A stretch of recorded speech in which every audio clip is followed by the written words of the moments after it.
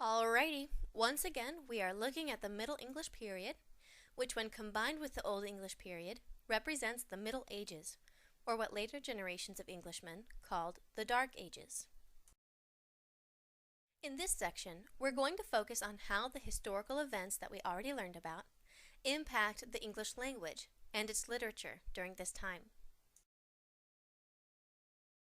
Let's look at what kind of words were adopted into the language during this time. First, several French words come into play as William I and his French buddies take over the government and set up the feudal system. You can remember from the Old English notes that I talked about how the words beef, mutton, bacon, all those type of words represent the French aristocratic influence. Arabic words come back with the English Crusades, as does new knowledge in medicine, math, and more academic studies. Even though William I would have loved to see the French language take over England, his using the feudal system kept people from learning the language too well. His French-speaking family and friends, they did not mingle with the poor English, and the English did not attend school to learn French. By the late Middle English period, the monarchy had to give up trying to change everyone's minds and just made the English language the official language. The English people, like all people, loved learning, so the Crusades excited the academic community of England. Constantinople especially rewarded scholars, since the Byzantine monks in Constantinople had cool manuscripts from ancient Greece and Rome that they had been protecting. When Constantinople fell during the Catholic fighting, many of the monks traveled to other places in Europe with their manuscripts, spreading the resources to more people in Europe. One reason why so many studied was to pursue knowledge of the God who had created it all. Many famous scientists, mathematicians, writers of the time spoke about the God who created all of what they were learning. Remember how Wycliffe said that knowledge of truth could bring people to true faith in Christ? I think this is it. Lastly, everything sped up once people began to print using movable type. Oh, could you imagine hand copying every document you wanted to share? Ew.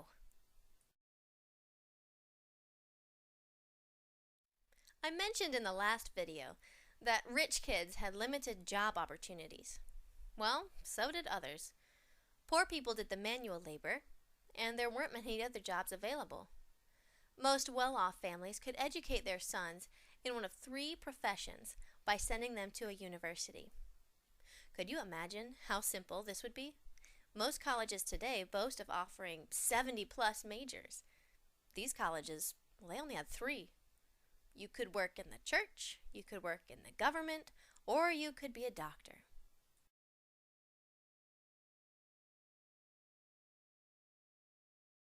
Literature during this time, if it was written in English, focused on moralizing the lives of common people.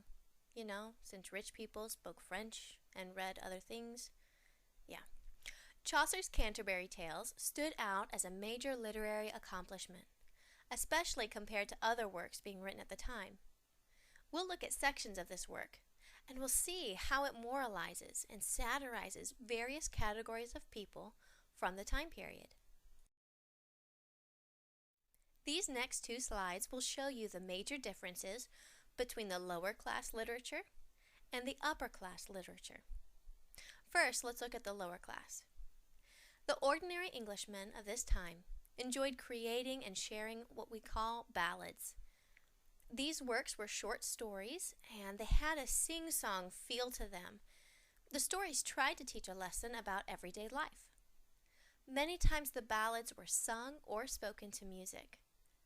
Because these works focused on common people, the stories were often sad, reflecting the hard and the unfair lives that the common people endured in a feudal system society. Aristocratic writing intended for a court audience, required more skill and education.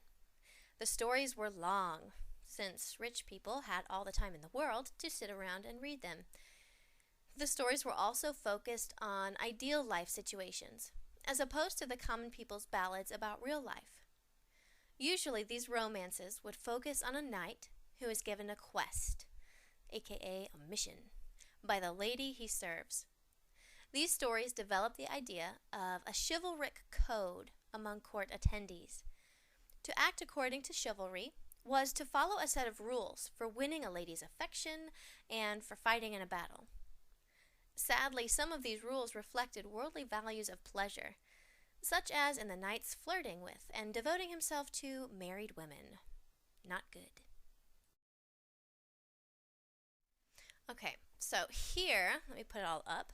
You can see the two main forms of Middle English literature, the ballad and the romance, and their contrasting characteristics.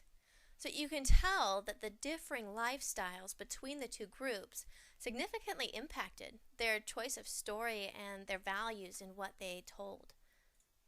And just a side note here, we'll delve into this later, but when I say the romance here, I don't mean a love story. That's not the point. A romance, and again, when we get to the Romantic era later, I'll really unpack this. But a romance has certain qualities to it, like far off places, this sense of danger in the quest, things like that. So just remember, it's not romantic. At least, not lovey-dovey.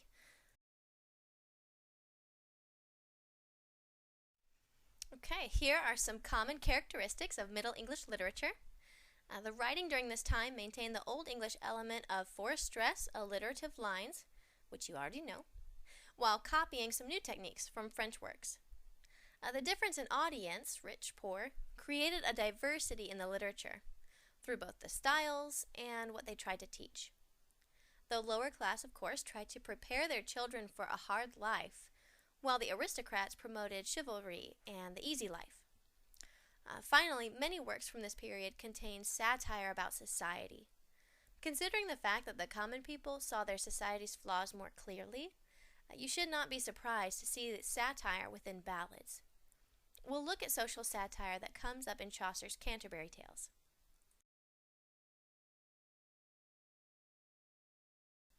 Okay, here are the main ideas I hit in both videos, so historical and literature.